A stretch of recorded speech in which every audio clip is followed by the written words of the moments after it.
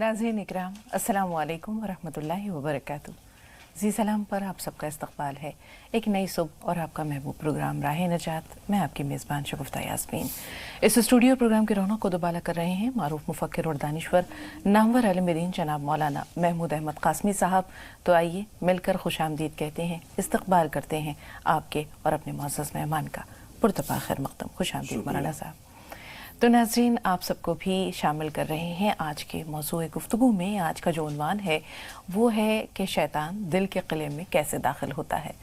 नाज़रीन, दिल के बारे में कहा जाता है कि ये तमाम इंसान के जो जज्बात हैं, एहसासात हैं, कैफ़ियत हैं, उनका मरकज़ व महवर है और यही वो मकाम है जहाँ खुदा यानी हमारा अल्लाह भी मौजूद होता है। तो दिल जो है शैतान बुनियादी तौर पर इस पर वार करता है। कहते हैं कुरान पाक में अल्लाह ताला ने कई जगह पर शैतान को अदुव्वुम मुबीन के नाम से पुकारा है कि ये शैतान इंसान का खुला दुश्मन है।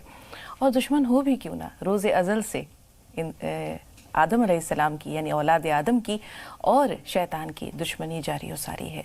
ज़ाहिर सी बात है, अल्लाह ताला ने आदम अलैहिस्सलाम को पैदा किया और फिर उसके बाद फ़रिश्तों पर या इब्लीस पर बरतरी दी। तो ये बरतरी शैतान की नज़र में जो है वो आज तक खटकती है। रांदे दरगाह हुआ, मातूब हुआ, जलील और रुस्वा हुआ, बहुत कुछ सिर्फ आदम अलैहिस्सलाम की वजह से। तो ये जो दुश्मनी है या जो उसके दिल में बुग़्ज़ है, हसद है और इंतकामी जज्बा है, ये ता क़यामत जारी और सारी है। और अल्लाह ताला से मोहलत तलब की है शैतान ने कि मुझे ता क़यामत इतनी मोहलत और इतना मुझे इख्तियार दे दे कि मैं तेरे बंदों को बहकाता रहूँ। तो खुला दुश्मन होने के बावजूद ये कभी भी सामने आकर वार नहीं करता, पीछे से वार करता है और दिल में वसवसे पैदा करता है, गुमान वाह में बहुत सारे हथियार हैं जिन पर इंशाअल्लाह ताला हम अभी मौलाना साहब से रहनुमाई लेंगे। लेकिन आगाज़ में एक वाक़या बयान करते चलें कि एक शख्स ने एक दुम्बा ख़रीदा यानी एक भेड़ ख़रीदा, लेकर उसे चल पड़ा अपने घर की तरफ और चलता जा रहा है। एक बार भी उसने मुड़कर ये नहीं देखा कि उसके हाथ में जो रस्सी है उसके पीछे उसकी भेड़ बंधी हुई भी है या नहीं है। कुछ दूर जाने के बाद उसे एहसास हुआ कि ज़रा मुड़कर तो देखें। देखा तो शैतान पीछे से आकर उसकी रस्सी काट के उसका दुम्बा ले जा चुका था। खैर, उसे बहुत अफसोस हुआ, मलाल हुआ कि मेरी भेड़ चली गई। थोड़ी देर आगे गया, वो थोड़ी दूर देखा कि एक शख्स कुएं के पास बड़ा उदास परेशान सर पकड़े बैठा है। उसने पूछा क्या हुआ? तो उसने कहा मेरा बटुआ अंदर गिर गया है कुएं में और अगर तुम ला दो तो 50 रुपये तो मैं दे दूँगा, 100 रुपये हैं उसमें। उसने कहा कि भेड़ तो जानी थी, चली गई, चलो मैं ये काम कर लेता हूँ, कुछ तो भरपाई हो जाएगी, तलाफ़ी हो जाएगी। उसने अपने कपड़े उतारे और उसके बाद वो बटुआ तलाश करने के लिए कुएं में कूद पड़ा। इतनी देर में उस शख्स ने, जो कि शैतान ही था, उसने उसके कपड़े भी समेटे और चलता बना। थोड़ी देर बाद जब वो बाहर निकला तो देखा कि कपड़े भी गायब हैं। तो ये है शैतान का वार कि वो इंसान के ख़यालात को भटकाता है, उसे वाहमों में मुब्तला करता है और फिर जो उसकी जमा पूंजी होती है, बचा खुचा सरमाया होता है ईमान की सूरत में, वो भी लेकर गायब हो जाता है। तो मौलाना साहब, आपसे बुनियादी तौर पर हम उन हथियारों की बात करते हैं जिनके ज़रिए शैतान दिल के क़िले में सेंध लगाता है, नक़बज़नी करता है, दाखिल हो जाता है और फिर इंसान शैतान का ग़ुलाम हो जाता है। अस्सलामु अलैकुम व रहमतुल्लाहि व बरकातुहू। हामिदन व मुसल्लियन अम्मा बाद। नाज़रीन किराम, इंसान का दिल एक किले के मानिंद है और उसकी एक चहार दीवारी है और उस चहार दीवारी के अंदर कुछ खिड़कियां भी हैं, दरवाज़े भी हैं। और दिल ये अक़ल का मस्कन है जिसमें फ़रिश्तों की आमद भी रहती है, उसके अंदर नूर ईमानी भी रहता है और उसके किले के बाहर एक पनाह गाह है जिस पनाह गाह के अंदर ख्वाहिशात नफसानिया का वजूद होता है, जहाँ पर शैतानों की आमद होती रहती है और शैतान उस किले की चारों तरफ घूमते फिरते रहते हैं कि कहाँ से कोई सुराख मिल जाए और कोई रोज़न मिल जाए, दरवाज़ा मिल जाए, उस दरवाज़े के ज़रिए हम उस किले के अंदर दाखिल हो जाए। अब अगर पहरेदार यहाँ गाफिल हो जाता है या किसी खिड़की से, किसी दरवाजे से शैतानों को रास्ता मिल जाता है तो बहुत ही आसानी के साथ में वो दिल के किले के अंदर दाखिल हो जाते हैं। इसलिए हर शख्स को बहुत ही मुहतात रखना चाहिए। हमारे जो दिल के खिड़कियां हैं, जो दरवाजे हैं, उस पर जो पहरे लगे हुए हैं, उन पहरेदारों को बहुत ही चाको चौबंद रखने की ज़रूरत है। یہ شیطانی وساوس اور دل کے اندر جو وہم اور خیال اور گمان وغیرہ جو آتے رہتے ہیں، یہ شیطان وہم اور خیال اور اس طرح کی بدگمانیاں اور وساوس ڈال کر کے انسانوں کے اوپر حملہ کرتا ہے اور ان کو برائیوں کی طرف آمادہ کرتا ہے، برائیوں کی طرف ان کو لے کر جاتا ہے۔ قطع کلامی کے لیے معذرت مولانا صاحب، آپ نے پہرے داروں کا ذکر کیا، یہ پہرے دار کون ہے؟ جی، یہاں جو پہرے دار ہیں، یہاں اللہ کا خوف ہے، اللہ کی خشیت ہے، یہ تمام چیزیں ایسی ہیں جو پہرے داری کی شکل میں ان دروازوں پر کھڑکیوں پر کام کرتے ہیں۔ جہاں انسان اس سے غافل ہوتا ہے وہیں شیطان حملہ کر دیتا ہے۔ قرآن شریف کے اندر فرمایا گیا وَلَا تَتَّبِعُوا خُطُوَاتِ الشَّيْطَانِ إِنَّهُ لَكُمْ عَدُوٌّ مُبِينٌ۔ شیطان کے قدم بقدم مت چلو، جو خواہشات و دل کے اندر ڈالتا ہے یا چور دروازے سے جو اس نے وساوس ڈال رکھے ہیں، یہ تمام کی تمام چیزیں ایسی ہیں جو انسان کو گمراہی پر ڈالنے والی ہیں اور انسان کے قلعے کے اندر سیندھ لگانے والی ہیں۔ اور انسان کا دل اگر یہ کسی کے قبضے میں چلا جائے، مثال کے طور پر شیطان کے قبضے میں اگر چلا جاتا ہے، تو پھر یہ سمجھ لیجئے کہ پھر انسان کا اپنا کچھ نہیں رہ جاتا ہے، پورا کا پورا کنٹرول شیطان کا اس انسان پر ہو جائے گا۔ پھر جیسا وہ انسان کے تعلق سے چاہے گا اور جس طرح کی چاہے گا اسی طرح کی وہ برائیاں اسے کروائے گا۔ مولانا صاحب، پہرے دار بھی بڑے مضبوط ہونے چاہیے، کیونکہ جو کھلا دشمن ہے شیطان، وہ تو سوتا بھی نہیں ہے۔ کسی نے حسن بصری رحمۃ اللہ علیہ سے دریافت کیا کہ کیا شیطان سوتا بھی ہے؟ تو انہوں نے کہا اگر یہ سو جاتا تو ہمارے بہت سے کام آسان ہو جاتے۔ تو یہ وہ اللہ کی مخلوق ہے جسے نیند بھی نہیں آتی، ہم سو جاتے ہیں۔ اب ایسے میں ہمارے پہرے دار یا ہم غافل ہو جاتے ہیں۔ شیطان نے جیسے کہ سب سے پہلی بات یہی کہی تھی کہ میں اے اللہ، میں تمہارے بندوں کو غافل کروں گا، میں تیرے بندوں کو غافل کروں گا۔ تو یہ غفلت کس طرح کی ہوتی ہے؟ اور ظاہر سی بات ہے کہ یہ غفلت ایک دم سے نہیں انسان پہ طاری ہوتی ہے، بتدریج چیزوں کو لبھاونا بناتا ہے، دل فریب بناتا ہے، دلوں کو راغب کرتا ہے اس کی طرف، اور پھر انسان جو ہے وہ گناہ پر آمادہ ہوتا ہے۔ لیکن پہلی منزل جہاں انسان کے پاؤں پھسلتے ہیں وہ غفلت ہے۔ تو ان پہرے داروں کو کتنا چوکس رہنا پڑتا ہے تاکہ وہ غفلت کی نیند نہ سوئیں۔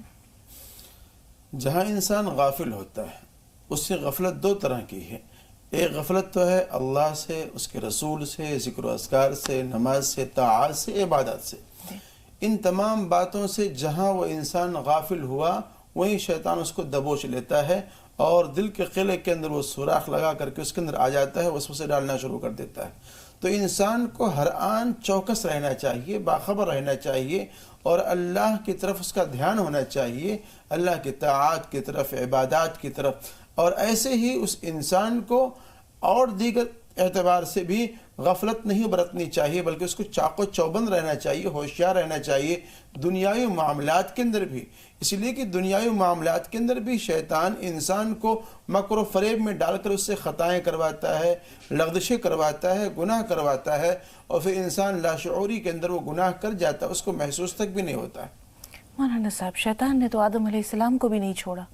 ہم تو بندے ہیں اللہ کے اور ہم خطا کار ہیں، لیکن اپنے دشمن کو ہم پہچانے تو کیسے پہچانے، اس کے وار کو سمجھیں تو کیسے سمجھیں۔ جیسے حضرت عبد القادر جیلانی رحمۃ اللہ علیہ کا واقعہ ہے کہ شب بیداری میں مصروف تھے، غیب سے ایک صدا آئی کہ عبد القادر، ہم تمہاری عبادت سے بہت خوش ہوئے، اب تمہاری بقیہ عبادت نہیں یا نمازیں جو ہیں وہ معاف ہیں۔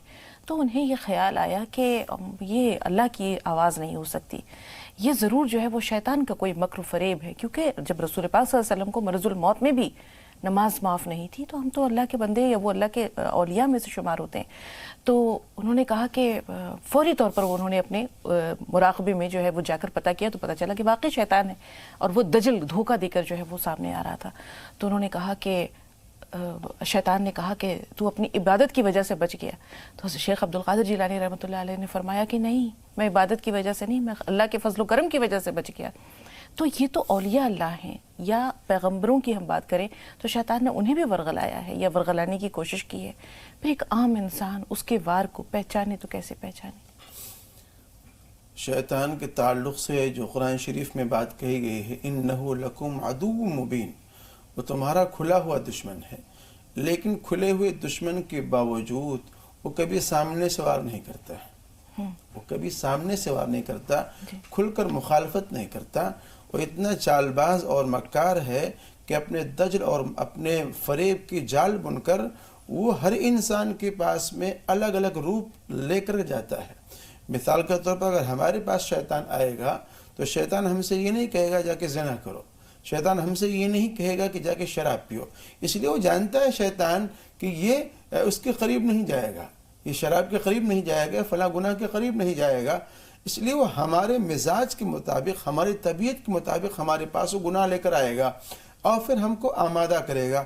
مثال کے طور پر ہمارے یہاں مخلوط تعلیم ہے، مخلوط تعلیم کا نظام چل رہا ہے، کلاس میٹ ہیں جس میں بوائز بھی ہیں گرلس بھی ہیں، اب وہ ساتھ میں اٹھتے بیٹھتے ہیں، ساری چیزیں ہیں، اس میں کبھی کبھی شیطان اس طرف دماغ لاتا ہے اور دماغ کو موو کرتا ہے کہ بھئی تم دونوں کلاس میٹ ہو تو نوٹ بکس وغیرہ اور کاپیاں وغیرہ آپس میں چینج کرنے سے اور تبادلہ کرنے سے کوئی حرج نہیں ہے، تو ابھی اس نے نوٹس بک کا تبادلہ کروایا ہے، اس کے بعد پھر بات یہ دماغ میں ڈالے گا بھئی تم دونوں تو کلاس میٹ ہی ہو، اگر آپس میں بات کر لیتے تو کیا حرج ہے، بات کرانا شروع کر دے گا، پھر اس کے بعد کینٹین تک لے کے جائے گا، اس کے بعد سیر و تفریح تک لے کے جائے گا، اس کے بعد پھر وہ آمادہ کرے گا بھائی تم لوگ تو کلاس میٹ ہو، اگر ایک دوسرے کو چھو لیتے ہو پکڑ لیتے ہو تو اس میں کوئی حرج کیا ہے، پھر یہاں چھونے کے بہانے سے پھر زناکاری و بدکاری کی طرف لے کر جاتا ہے۔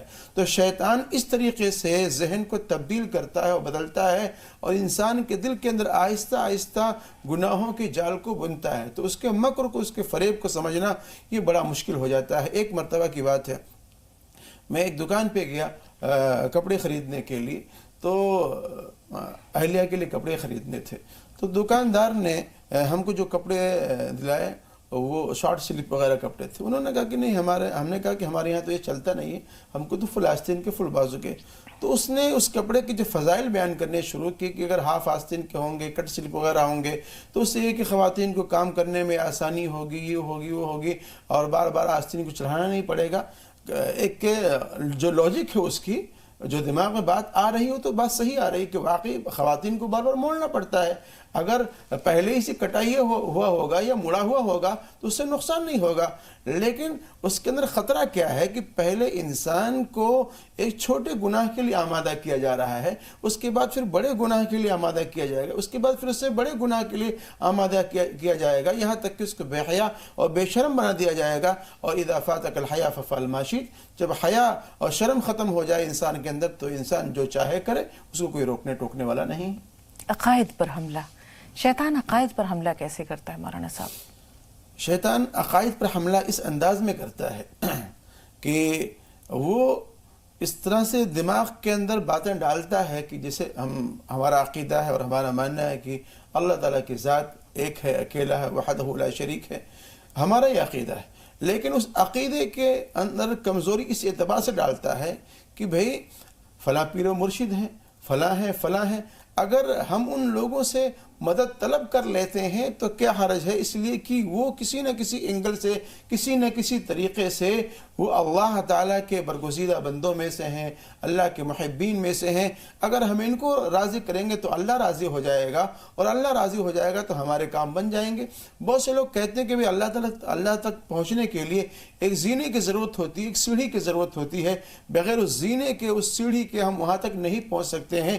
اس طرح کی چیزیں انسان کے دل اور دماغ میں شیطان لے کر کے آتا ہے، حالانکہ اللہ رب العزت تک پہنچنے کے لیے نہ کسی زینے کی ضرورت ہے، نہ کسی سیڑھی کی ضرورت ہے، تو بہت ہی باریک طریقے سے شیطان ہمارے عقیدے پر بھی حملہ کرتا ہے۔ بالکل مولانا صاحب، جنہیں میں ڈھونڈتا تھا آسمانوں میں زمینوں میں، وہ نکلے میرے ظلمت خانہ دل کے مکینوں میں۔ تو دل جو ہے وہ وہاں واقعی اللہ کا نور موجود ہوتا ہے، اللہ کا مقام ہے وہ، مگر ہم یہ دیکھتے ہیں کہ شیطان کا بنیادی حملہ اور وار جو ہوتا ہے وہ انسان کے دل پہ ہوتا ہے، اور پھر تمام جذبات، احساسات اور تصورات، نظریات اسی فکر کے تابع ہو جاتے ہیں جس کو کہ شیطان کوشش کرتا ہے آلودہ کرنے کی۔ اب ہم یہ دیکھتے ہیں کہ شیطان کی کوشش یہ بھی ہوتی ہے کہ وقت آخر انسان کا ایمان بھی لے اڑے۔ وہ کہتے ہیں کہ وقت آخر وہ کچھ ایسے لوگوں کی شکل میں جو اس کے عزیز و اقارب ہیں، دنیا سے جا چکے ہیں، وہ ان کے روپ میں آتا ہے اور کہتا ہے کہ دنیا جزا و سزا کچھ نہیں ہے، قیامت کچھ نہیں ہے، آخرت کا کوئی تصور نہیں ہے، اور ہم نے تو یہی پایا، تو کیا وقت آخر ایسا ہوتا ہے کہ شیطان کچھ ایسے لوگوں کی صورت میں آ کر انسان کے ایمان کو بھی متزلزل کرنے یا ختم کرنے کی کوشش کرتا ہے، یا اللہ کی ذات سے منکر انکاری ہو جاؤ؟ جس شیطان نے وعدہ کر رکھا اللہ رب العزت سے اور انسانوں کے باپ سیدنا آدم علیہ السلام کو ان کو ورغلایا ہے اور بہکایا ہے، وہ شیطان انسان کے ساتھ میں قدم بقدم ہے، اور آخر وقت میں بھی وہ یہ چاہتا ہے کہ کسی نہ کسی طریقے سے اس کا ایمان سلب ہو جائے، اس کا ایمان نکل جائے، اور وہ بہت ہی کوشش کرتا ہے۔ اسی لیے کہا جاتا ہے کہ جب کسی کا انتقال ہو، اس کی روح قبض ہونے والی ہو، تو ایسے آدمی کے پاس میں بیٹھ کر کم سے کم کلمہ طیبہ لا الہ الا اللہ کا ورد کرتے رہنا چاہیے، تاکہ اس کے دل کو تھوڑا سا انسیت ہو، اس کا دل مانوس ہو، اور اس کلمے کو، جو کہ اس وقت میں بڑے شدید حملے ہوتے ہیں شیطان کی طرف سے، اور چونکہ ایک موت کی جو تکلیف ہوتی ہے، گھبراہٹ ہوتی ہے، وہ الگ ہوتی ہے، اور جو ملک الموت وغیرہ ہوتے ہیں ان کا ایک الگ مسئلہ ہوتا ہے، تو ایسے وقت میں وہ بندہ بڑا پریشان ہوتا ہے۔ ایسے وقت میں اس کے ڈھارس کو بڑھانے کے لیے وہاں اگر دائیں بائیں کچھ لوگ بیٹھے رہیں تو کلمہ طیبہ کا ورد کرتے رہیں، اور اتنے زور سے پڑھتے رہیں کہ کم سے کم اس کا کان سن سکے۔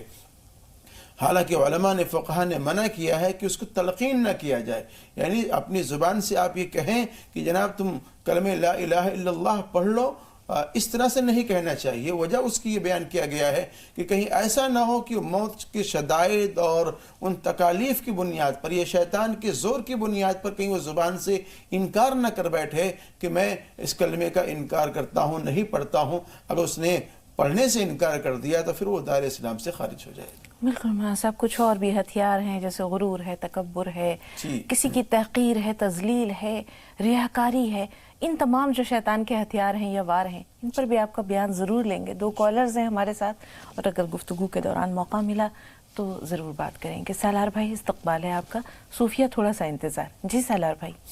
السلام علیکم۔ وعلیکم السلام۔ باجی سوال 2 ہے۔ پہلا سوال تو یہ ہے، جیسے کہ دنیا کے اندر تو ہر رشتے انمول ہوتے ہیں، لیکن ایک رشتہ ایسا ہے جو دنیا کے اندر بہت ہی فیمس ہے، اور وہ ہے ساس بہو کا۔ کبھی کھٹا ہے تو کبھی میٹھا ہے۔ کیا یہ انسانی فطرت ہے جو ایک دوسرے کی برائی کرتے ہیں، یا پھر اللہ کی طرف سے ہمیں کوئی ایسی ہدایت ملتی ہے، یا پھر کچھ شیطان کا جو ذکر کرے، کیا اس کا بھی کچھ میں رول ہوتا ہے؟ دوسرا سوال یہ باجی کہ جیسے کالا دجال پیدا ہو چکا ہے کیا؟ دجال، کالا دجال جو آنے والا تھا، تو کیا پیدا ہو چکا ہے کیا؟ جی تھوڑا سا انتظار سالار بھائی، صوفیہ کا سوال لے رہے ہیں۔ جی بتائیے بہن، سوال کیا؟ ہلو باجی، السلام علیکم ورحمۃ اللہ وبرکاتہ۔ ان کی ہم لڑکی بول رہے ہیں باجی، اللہ تعالیٰ آپ کو جزائے خیر دے، مولانا صاحب کو بھی، سب پوری ٹیم کو اللہ تعالیٰ سلامت رکھے۔ آپ لوگوں نے بہت ہی اچھا پروگرام چلاتے ہیں، ہم لوگ 4-5 سال سے جب سے ٹی وی میرے وہاں لگا ہے باجی، ہم لوگ پروگرام سنتے ہیں، پرماننٹ سنتے ہیں، اور جو ہے جو بھی کام کرتے ہیں چھوڑ کے سنتے ہیں باجی۔ اور جو ہے میرے سوال ہیں باجی، آپ سن لیجیے گا پلیز۔ جی بتائیے پہلا سوال۔ جی پہلا سوال یہ ہے کہ میری امی ہے، بیمار ہیں، مطلب بیمار تھی، وہ پالس کی اٹیک میں، تو ان کے پیشاب نہیں رکتا تھا، اب صحیح ہو گیا ہے۔ تو باجی وہ میری چھوٹی بہن ہے، چھوٹی بہن 17 سال کی ہے، تو اس کو قرآن مکمل کرایا ہے امی نے اس کو، تو وہ پیشاب ان کے ہو جائے تو کیا ہم ایصال ثواب پہنچا سکتے ہیں؟ اور باجی سنا آپ نے؟ ہاں، ایصال ثواب کسے پہنچا سکتے ہیں، اس بات سمجھ میں آ گئی؟ مطلب قرآن مکمل کری ہے چھوٹی بہن نے میری۔ ہاں، آپ کی والدہ نے؟ ہاں، والدہ نے پڑھایا ہے، تو کیا ہم مکمل مطلب وہ ایصال ثواب پیارے نبی کو پہنچا سکتے ہیں؟ اور باجی میرا ایک سوال اور لے لیجیے پلیز۔ جی جی جی بتائیے دوسرا سوال۔ صوفیہ ٹی وی کی آواز بند کر دیجیے، دوسرا سوال بتائیے۔ جی بن ہے، ان کی لڑکی بول رہے ہیں، اور جو ہے میری امی وہ اللہم انی اعوذ بک من البرص والجنوب والجذام وسیئۃ الاسقام دعا پڑھتی ہیں، اور پیشاب جسے ہو جاتا ہے تو وہ کوئی حرج ہے، اور دن بھر درود شریف میری امی پڑھا کرتی ہیں، ان کے لیے جو ہے باجی دعا کر دیجیے۔ ٹھیک ہے، یہ جو دعا انہوں نے بتائی ہے کیا یہ درست پڑھی ہے مولانا صاحب؟ نہیں، اس میں الفاظ میں اس کو درست کر لیں، اس کو صحیح طریقے سے سن لیں۔ اللہم انی اعوذ بک من البرسی، صاد ہے آخر میں، من البرسی والجنونی، با نہیں ہے یہاں پر، نون ہے، والجنونی، اللہم انی اعوذ بک من البرسی والجنونی والجزام وسیء الاسقام، وسیء الاسقام، اس انداز سے اس دعا کو پڑھیں، صبح شام کم سے کم 3 بار پڑھ لیا کریں اس دعا کو۔ جی، اب وہ جیسے سلسل بول شاید ہے ان کو، اس وجہ سے پریشان ہیں، تو ایسے میں درود شریف پڑھ سکتی ہیں؟ دوسرے ایصال ثواب کا مسئلہ ہے کہ قرآن پاک ختم ہو گیا ہے، اب وہ ایصال ثواب ان کی والدہ کریں یا کون کرے، یہ جاننا چاہ رہی ہیں۔ دیکھیے وہ ایک مستقل بیماری ہے، اس کے تعلق سے بارہا یہ مسئلہ بتلایا گیا ہے کہ ایسے شخص ایک وقت کے لیے اگر وضو کرتے ہیں تو اس وقت میں پاک مانے جائیں گے، چاہے وہ پیشاب کی کتنے بھی قطرات ظاہر ہو رہے ہیں، رونما ہو رہے ہوں، تو اس سے ناپاکی کا تصور نہیں ہوگا۔ یہ فقہ نے مسئلہ مستنبط کیا ہے اور بیان کیا ہوا ہے۔ جہاں تک رہی بات اس قرآن شریف کا جو مکمل ہوا ہے ایصال ثواب کرنا، تو اس ایصال ثواب میں عامۃ المومنین کو، اللہ کے رسول سے لے کے صحابہ کرام، صحابیات، تابعین، تبع تابعین، جس کو بھی آپ شامل کرنا چاہیں شامل کر سکتے ہیں، اس میں کوئی حرج نہیں۔ جی، درود شریف کا مسئلہ ہے، وہ پڑھ سکتی ہیں درود شریف؟ بالکل پڑھ سکتے ہیں۔ جی، اب سالار بھائی کے جو سوالات ہیں، پہلے تو ساس بہو کے کھٹا میٹھا رشتہ جو ہے اس پر ذرا روشنی ڈالیں۔ الاشیاء تتبین بازدادها، کہ چیزوں کی کوالٹی، اس کی خوبصورتی اس کے ضد سے ظاہر ہوتی ہے۔ اللہ رب العزت نے اس کائنات کے اندر دن بنایا ہے تو رات بھی بنایا ہے، خیر بنایا ہے تو شر بھی بنایا ہے، اچھے بنائے ہیں تو برے بھی بنائے ہیں۔ اب اگر صرف خیر ہی ہوتا اور شر نہ ہوتا تو خیر کی کوالٹی معلوم نہیں ہوتی، اگر صرف رات ہوتی دن نہ ہوتا تو دن کی اہمیت معلوم نہیں ہوتی۔ تو اللہ رب العزت نے ایک نظام بنایا ہے، اور انسانوں کی فطرتیں، ان کی طبیعتیں مختلف ہیں، جدا جدا ہیں۔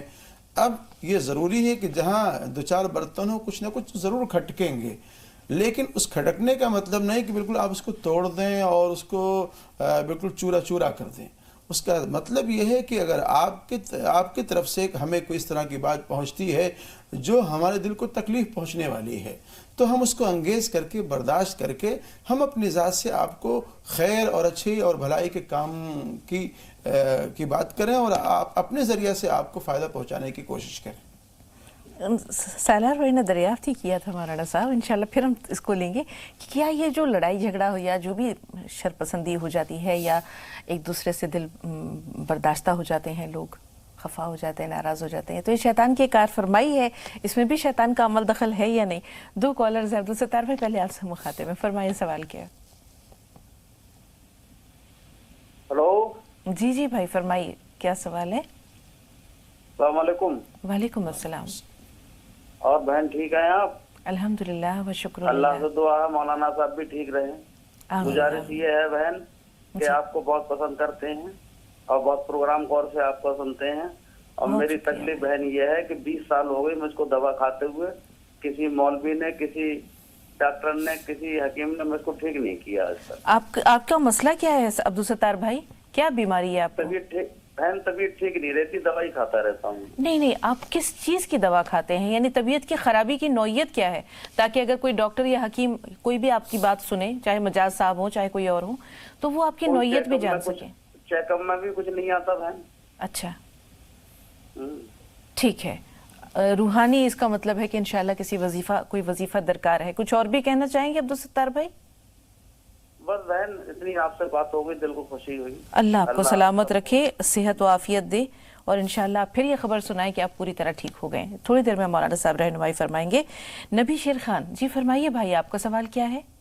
السلام علیکم باجی۔ وعلیکم السلام ورحمۃ اللہ وبرکاتہ۔ جی بھائی، ہمارا سوال یہ ہے کہ ہمارے بچے ہیں 2، جی دونوں قرآن پڑھ چکے ہیں لیکن زیادہ تلاوت نہیں کرتے ہیں۔ عمر کیا ہے بچوں کی؟ لڑکے کی 14 سال ہے اور لڑکی کی 12 سال ہے۔ ٹھیک ہے، سوالات کئی ہیں ہمارے پاس۔ پہلے تو 12 اور 14 سال کے بچے ہیں، 2 قرآن پاک پڑھ چکے ہیں، لیکن جیسا کہ والد کا شکوہ ہے کہ وہ تلاوت باقاعدگی سے نہیں کرتے، کیسے اس جانب انہیں توجہ دلائیں مولانا صاحب؟ اولاً تو خیر وہ بچے ہیں ابھی، اور ابھی بے شعوری لاشعوری کی عمر میں ہیں، اور دوسری بات یہ ہے کہ گاہے بگاہے ان کو کسی نہ کسی اینگل سے ان کو ترغیب بھی دیتے رہنا چاہیے، اور خود ماں باپ کو اس پر عمل بھی کرنا چاہیے۔ اگر ماں باپ تلاوت نہیں کر رہے ہیں، گھر میں تلاوت کا ماحول نہ ہو، اور پھر وہ پریشرائز کریں بچوں پر تلاوت کرنے کے لیے، تو ایسا بہت کم ہوتا ہے کہ آپ خود عمل نہ کر رہے ہوں اور زبردستی مار پیٹ کر اپنے بچوں کو اس پر عمل کرائیں۔ کبھی کبھی ہوتا ہے کہ جب گھر کا ماحول بن جاتا ہے اور پھر وہ دیکھا دیکھی ایک عمل شروع ہو جاتا ہے، کوئی بھی عمل اولا ریاکاری ہوتا ہے، پھر عادت بنتی ہے، اس کے بعد وہ عبادت بن جایا کرتی ہے۔ تو گھر میں بھی اس طرح کا ماحول ماں باپ کو بنانا چاہیے جس کو دیکھ کر بچے متاثر ہوں کہ اگر ہمارے ماں باپ قرآن شریف پڑھ رہے ہیں، تلاوت کر رہے ہیں تو ہمیں بھی کرنا چاہیے۔ اس طرح کا ماحول اگر آپ دیں گے تو انشاءاللہ العزیز آپ کے بچے وہ متاثر بھی ہوں گے۔ بالکل، اور یہ وہ عمر کا دور ہے جو بہت نازک ہے، یہاں سے وہ لکڑی جو ہے وہ سخت ہونے کی طرف جا رہی ہے، تو بہتر ہے کہ ابھی اس ٹہنی کو موڑ لیں۔ مولانا صاحب، بھائی نے بتایا، عبدالستار صاحب نے، کہ طبیعت خراب رہتی ہے، رپورٹس بظاہر بالکل نارمل ہیں لیکن طبیعت خراب ہے۔ محترم سمید، ایک درخواست تو یہ ہے کہ ابھی ہم نے ایک وظیفہ بتلایا ہے، اللہم انی اعوذ بک من البرص والجنون والجزام وسیء الاسقام، فجر کی نماز کے بعد اور مغرب کی نماز کے بعد 3 بار پڑھ لیں۔ اور جناب سے میری درخواست یہ ہے کہ بارش کا پانی اگر آپ کو مل جائے تو اس کو اکٹھا کر لیں اور صاف کر لیں۔ صاف کرنے کے بعد تقریباً اول آخر درود شریف پڑھنا ہے، اس میں 70 مرتبہ سورہ فاتحہ، 70 مرتبہ سورہ اخلاص یعنی قل هو اللہ احد، 70 مرتبہ سورہ فلق اور 70 مرتبہ سورہ ناس، یہ پڑھ کر اس پانی کے اندر دم کرنا ہے، اور دم کر کے اس پانی کو 7 روز تک پینا ہے۔ اللہ کے رسول کا وعدہ ہے، اس میں حضرت جابر رضی اللہ تعالیٰ عنہ کی روایت ہے، اس میں فرمایا گیا کہ اللہ تعالیٰ جو گوشت اور پوست ہے ہمارے پاس میں اس وقت میں، اس سے بہتر گوشت اور پوست عطا فرمائیں گے اور تمام بیماریوں سے شفا عطا فرمائیں گے۔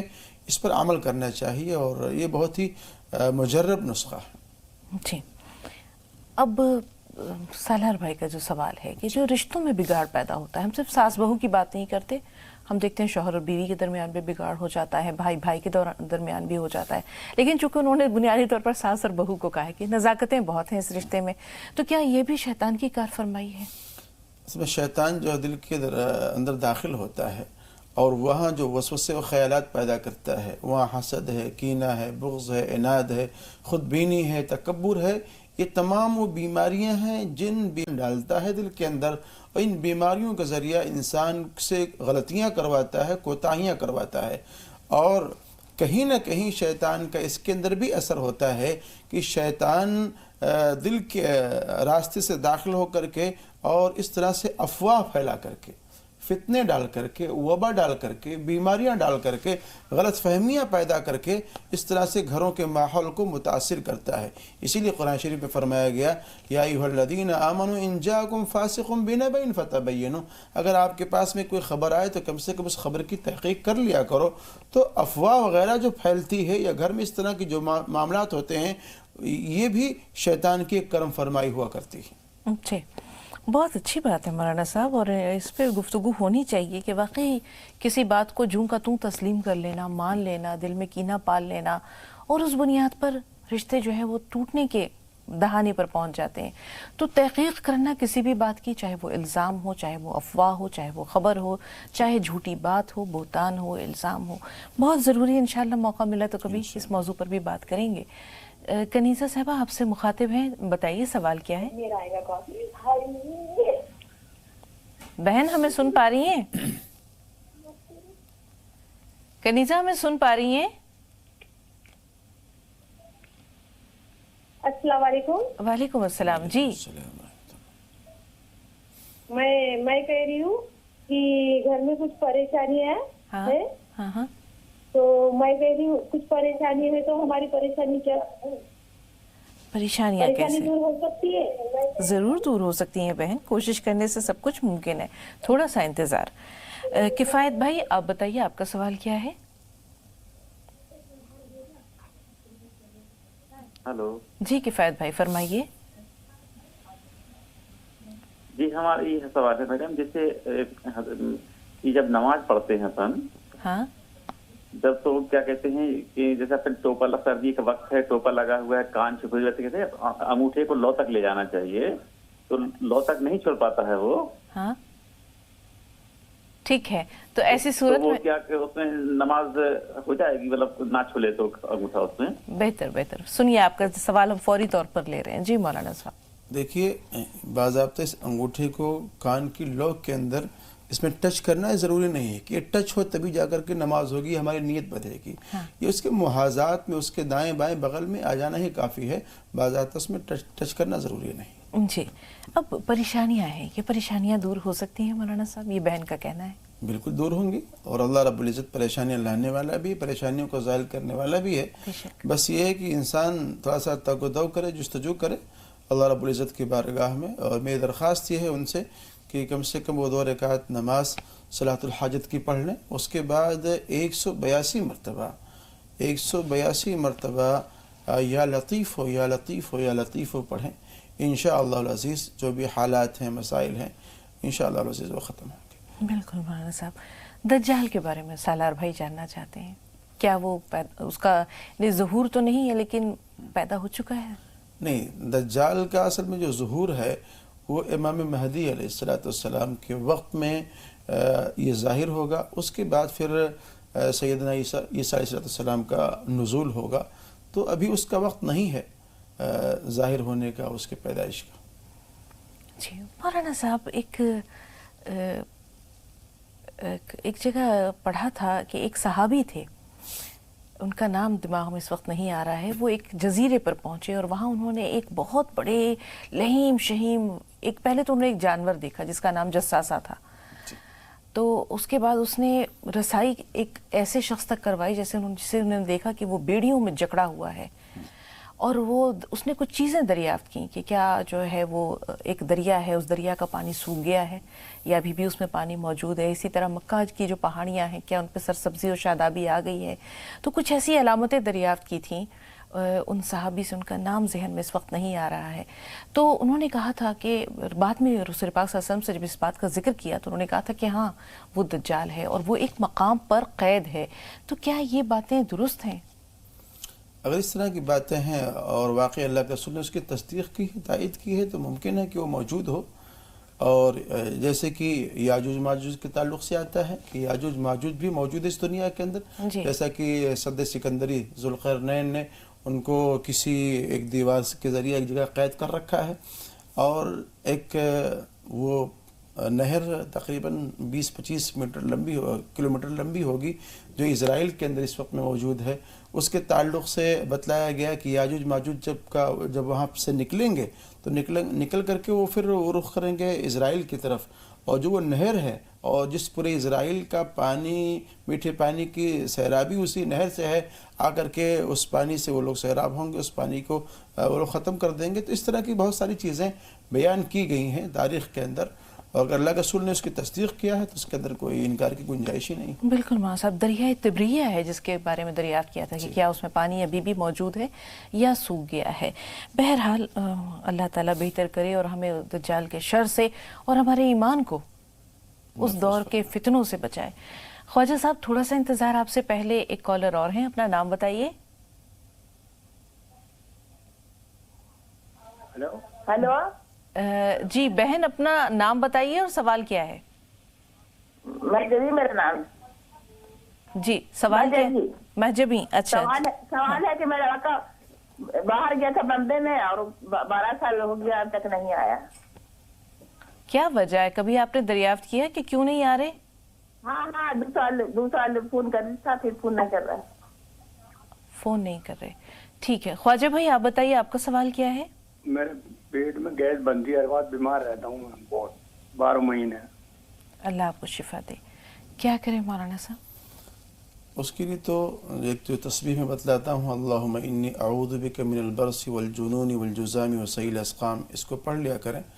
اور میری درخواست یہ ہے کہ کچا دودھ لیں اور اسی اعتبار سے ایک پانی لے لیں اور اس پانی کو کچے دودھ کو مکس کر کے رات میں سونے سے پہلے پی لیا کریں.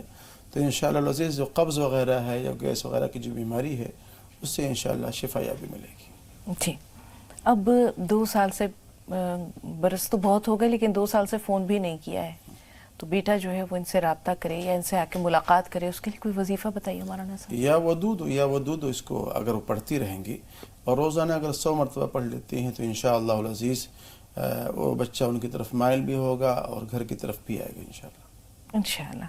इस दौरान के कुछ और कॉल्स पहुँचे मौलाना साहब, आइए हम शैतान के उन हथियारों का जिक्र कर लें जिनके बारे में इब्तिदा में आपने जिक्र किया था कि मुख्तलिफ दजल के तरीक़े हैं, उसके मुख्तलिफ हथियार हैं। ये हथियार किस तरह कारगर होते हैं मौलाना साहब, कहाँ कमज़ोरी रह जाती है, कमी कहाँ है? एक शैतान का हथियार खुद बीनी भी है कि इंसान अपने ताल्लुक़ से गलत फहमियों का शिकार हो जाता है और ये सोचता है कि यार हमने तो बहुत कुछ पढ़ लिया है, लिख लिया है, हम तो बहुत ही आलिम फाजिल हो गए हैं, अब हमें अमल की ज़रूरत नहीं है। तो इस अंदाज से भी शैतान इंसान को गुमराह करने की कोशिश करता है और वो ये सोचता है कि भाई अब तुम्हें तो कुछ करने की ज़रूरत नहीं है, आपने बहुत ही पढ़ा है लिखा है, और अगर उसके पास में वाकई इल्म है तो उस इल्म की वजह से फिर वो खुद बीनी का शिकार नहीं होगा, जैसे कि सैयदना अब्दुल क़ादिर जीलानी रहमतुल्लाह अलैह ने किया था। अगर उनके पास में इल्म ना होता, सिर्फ इबादत होती, ज़ुहद और तक़वा और वरा ही सिर्फ होता, इल्म ना होता तो वहाँ वो धोखा खा जाते।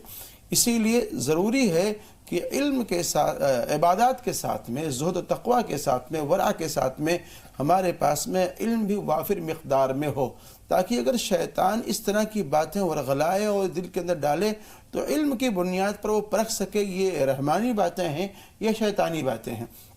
ऐसे ही शैतान इस तरह की बातें भी वरगलाता है और दिल के अंदर डालता है कि भाई आप नमाज भी पढ़ते हैं, रोज़ा भी रखते हैं, हज भी करते हैं, ज़कात भी करते हैं, लेकिन आप किसी को तकलीफ़ पहुँचाएँ, किसी को ईज़ा पहुँचाएँ, हराम माल की कमाई और हराम माल के अंदर मिलावट, इस तरह के भी काम शैतान करवाता है इंसान से कि भाई तुम नमाज पढ़ोगे तो तुम्हारे ये अमाल जो हैं नेक वाले अमाल, ये तुम्हारे उन अमाल का मुदावा बन जाएंगे, उसके मुकाफात बन जाएंगे।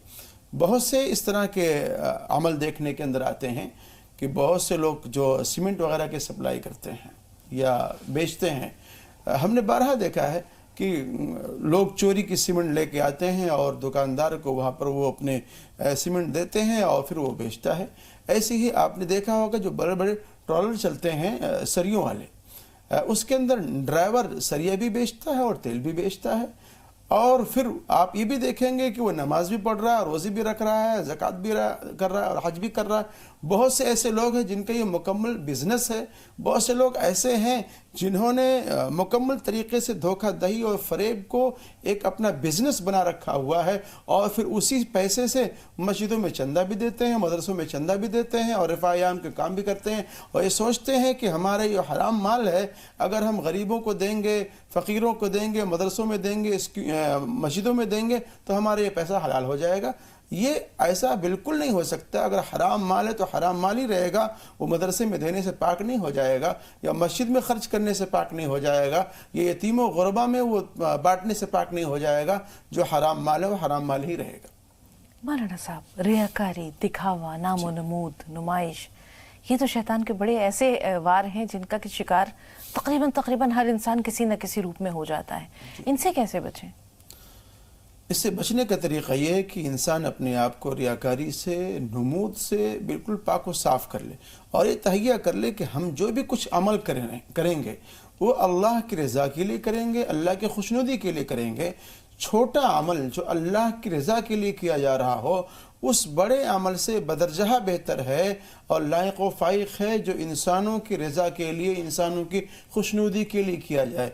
तो इंसान अपने उस अमल को ज़ाहिर न करे, इसीलिए बार बार सदक़े के ताल्लुक़ से कहा गया है कि वो हाथ जो छुप कर सदक़ा करने वाला हो, देने वाला हो, वो बहुत ही ज़्यादा बेहतर हुआ करता है। तो अपने आमाल के अंदर इंसान को ये देखते रहना चाहिए कि कहीं ऐसा तो नहीं है कि मेरा ये अमल जो मैं कर रहा हूँ इससे मैं लोगों की तरफ से तारीफ़ चाहता हूँ, लोगों की मदह सराई चाहता हूँ। अगर ये ख्याल दिल के अंदर आ गया कि मेरे इस अमल से लोग मेरी तारीफ़ करेंगे, मुझे अच्छा कहेंगे, मुझे बढ़िया कहेंगे, मुझे सखी व देनदाता कहेंगे, अगर इस तरह का ख्याल आपके दिल के अंदर आया तो आप ये समझ लीजिए कि ये रियाकारी है। फिर उस रियाकारी पर आपको कोई बदला और सवाब नहीं मिलेगा।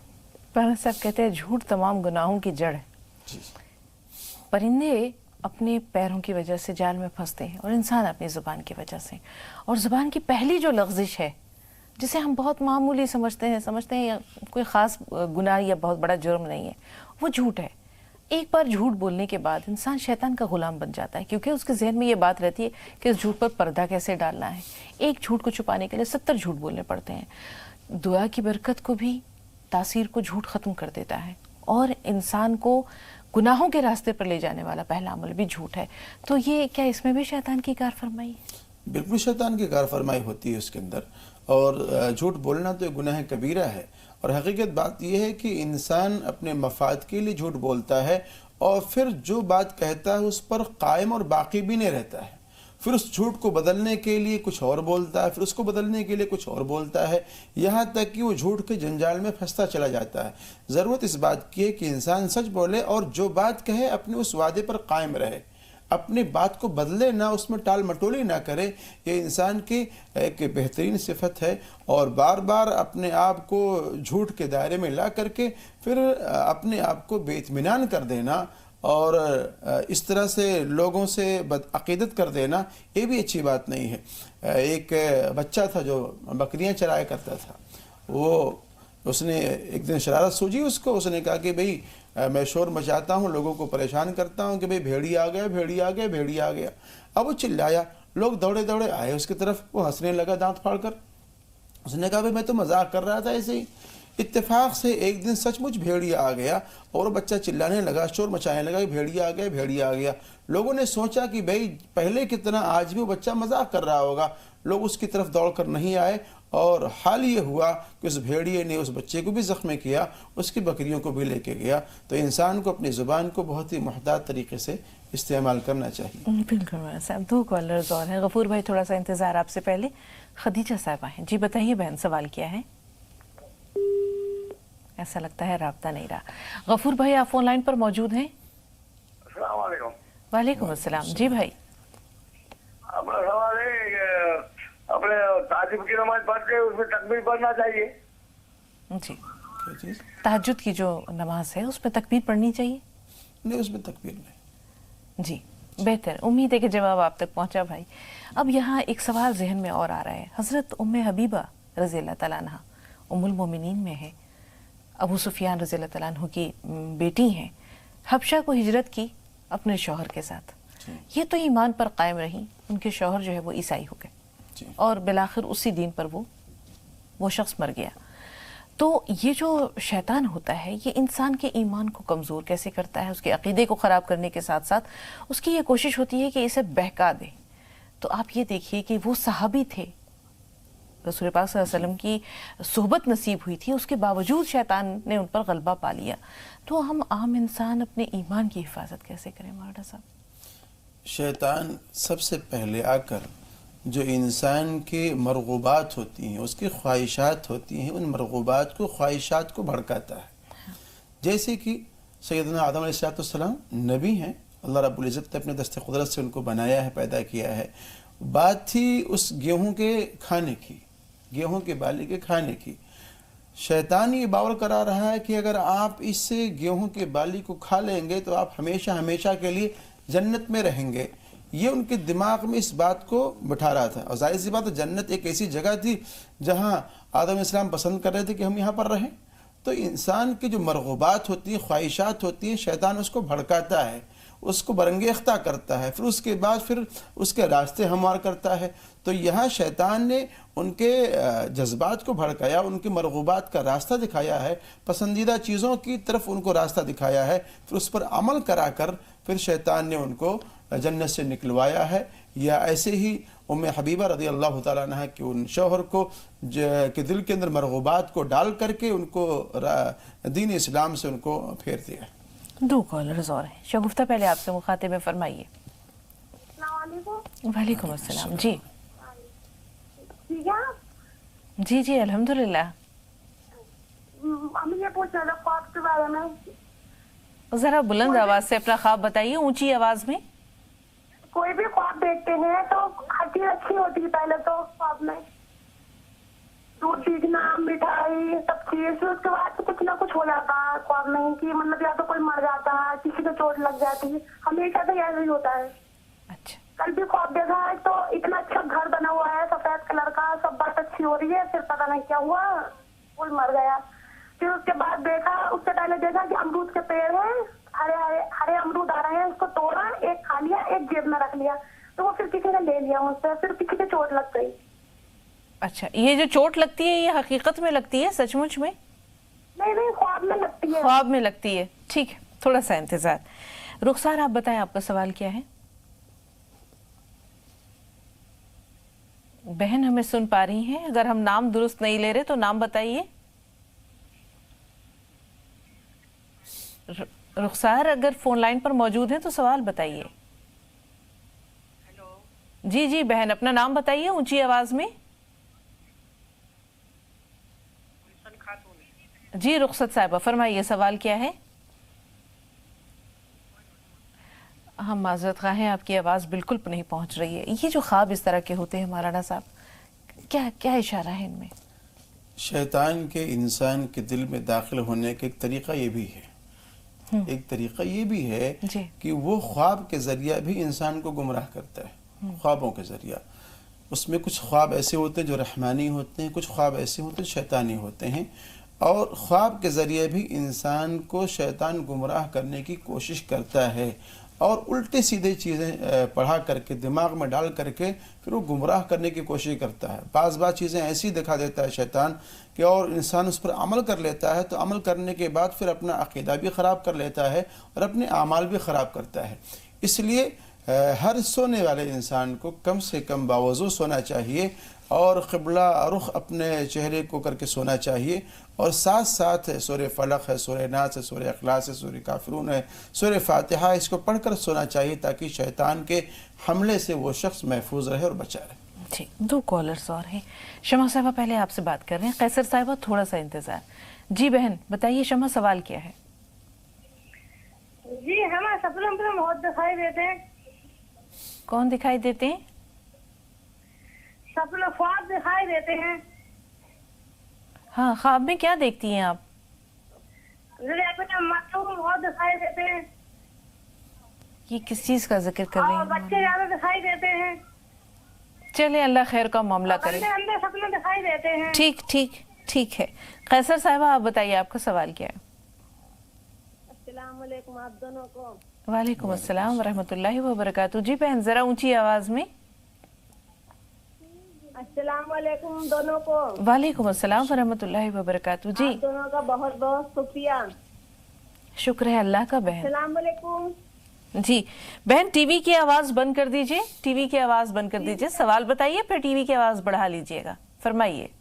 की आवाज बंद बहन। जी जी सवाल बताइए, हम सुन रहे हैं आपको। मैं दरूद शरीफ और इस्तग़फ़ार और कलमा तैयबा पढ़ रही हूँ।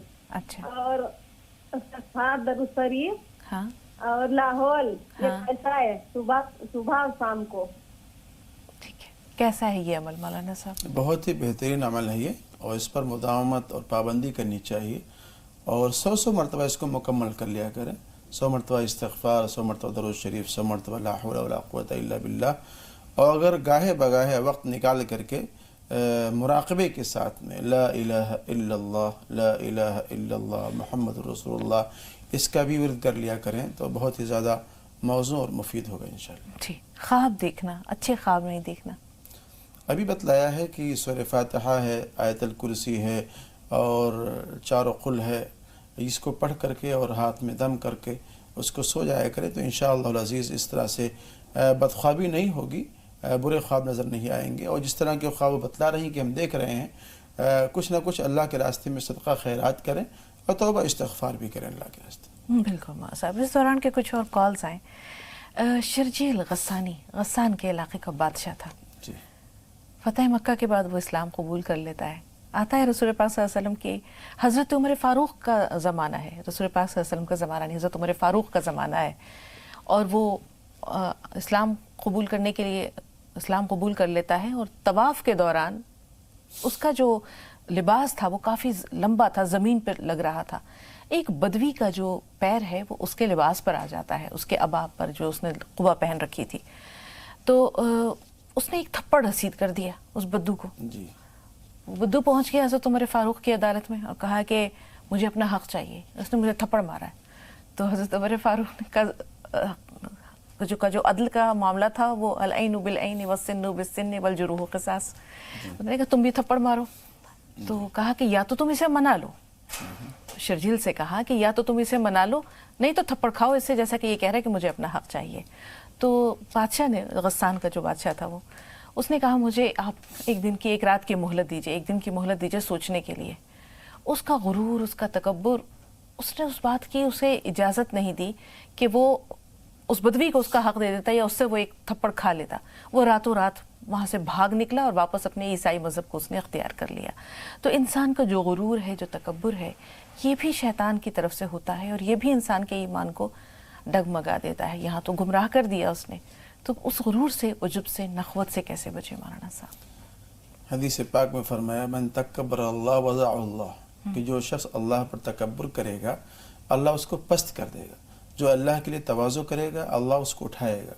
फरमाया अल किब्रिया रदाई फमन नाज़ानी कब्बतहु फिन्नार, किब्रिया और तकब्बुर ये तो मेरी चादर है, जो मुझसे इसको छीनने की कोशिश करेगा मैं उसको औंधे मुँह जहन्नम के अंदर डाल दूँगा।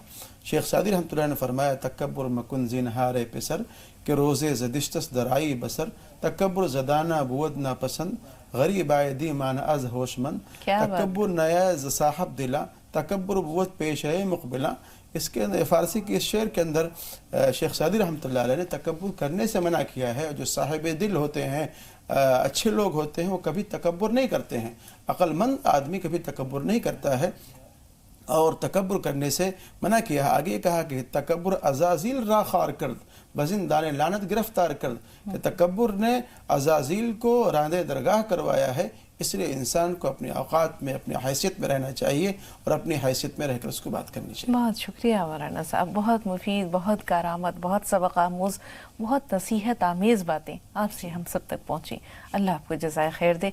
इंशाअल्लाह कल किसी और मौजू पर आपसे मुलाकात होगी।